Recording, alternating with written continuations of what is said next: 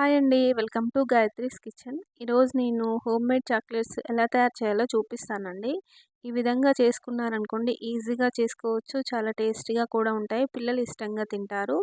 మనము బయట ఎలాంటి కెమికల్ వాడకుండా ఈ విధంగా ఇంట్లో ఈజీగా తయారు చేసుకోవచ్చండి. ముందుగా నా ఛానల్‌ని చూస్తున్న వాళ్ళు సబ్స్క్రైబ్ చేసుకొని చూడండి. ఇప్పుడు ప్రాసెస్ చూద్దాము. దీనికోసము మనము కాంపౌండ్స్ తీసుకోవాలండి. అంటే చాక్లెట్ కాంపౌండ్స్ మనం చేసుకోవడానికి.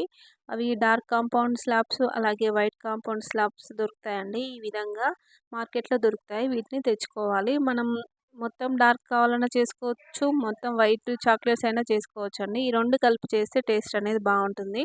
డార్క్ కాంపౌండ్‌లో స్వీట్‌నెస్ అనేది తక్కువ ఉంటుంది. వైట్ చాక్లెట్ కాంపౌండ్‌లో స్వీట్‌నెస్ అనేది ఎక్కువుంటుంది. నేను అందుకనే రెండిటిని కలిపి చేశానండి. అప్పుడు స్వీట్‌నెస్ అనేది బ్యాలెన్స్ అవుతుంది. వీటిని మనము సన్నగా తురిమి పెట్టుకోవాలి. నేనైతే ఒక్కొక్క స్లాబ్ తీసుకున్నాను. అది ఒకటి వైట్‌దొకటి, డార్క్‌దొకటి తీసుకొని ఈ విధంగా మనం కట్ చేసి పెట్టుకోవాలి.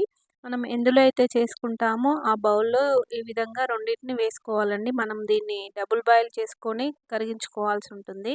ఈ విధంగా రెండిటిని వేసుకున్న తర్వాత మనం డబుల్ బాయిల్ కోసము ఈ విధంగా ఒక గిన్నెలో నీళ్లు తీసుకొని స్టవ్ పై పెట్టుకోవాలి. ఇది పెట్టుకున్న తర్వాత మనం ఎందులో చాక్లెట్స్ మెల్ట్ చేస్తామో ఆ బౌల్ పెట్టుకొని ఇది ఆవిరికే ఇలా మెల్ట్ అవుతుందండి. ఒక 1 మినిట్‌లో మీకు చూపిస్తున్నాను.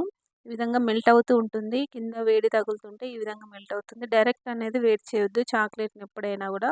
ఈ విధంగా మెల్ట్ చేసుకోవాలి. ఈ 2 మిక్స్ అయ్యే విధంగా మెల్ట్ చేయాలండి. ఈ ప్రాసెస్ జరుగుతున్నప్పుడే కొంచెం దీంట్లో బటర్ కూడా యాడ్ చేసుకోవాలి. ఒక 2 స్పూన్ల వరకు బటర్ కూడా యాడ్ చేసుకోవాలి. ఈ విధంగా మొత్తం మెల్ట్ అవుతుందండి. ఈ ప్రాసెస్ జరగడానికి ఒక 3-4 మినిట్స్ వరకు పడుతుంది అంతే. మెల్ట్ అయిన తర్వాత దీంట్లోకి డ్రై ఫ్రూట్స్ అండి బాదాము అలాగే కాజుని ఇలా పీసెస్‌లా కట్ చేసుకొని నెయ్యి వేసుకొని కొంచెం మంచిగా దూరగా వేయించుకోవాలి వాటిని. అది కూడా వేసుకొని కలిపేసుకోవాలి. ఇలా మెల్ట్ అయిన తర్వాత ఇలా మధ్యలో చాక్లెట్ మధ్యలో ఈ డ్రై ఫ్రూట్స్ అనేటివి మంచిగా టేస్టీగా ఉంటాయన్నమాట. చాక్లెట్స్ తినేటప్పుడు ఈ విధంగా వేసుకొని అంతా మంచిగా కలిసే విధంగా కలుపుకోవాలి. ఇలా కలిసిన తర్వాత ఈ లోపే మనము మౌల్డ్స్ అన్ని రెడీగా ఉంచేసుకోవాలండి.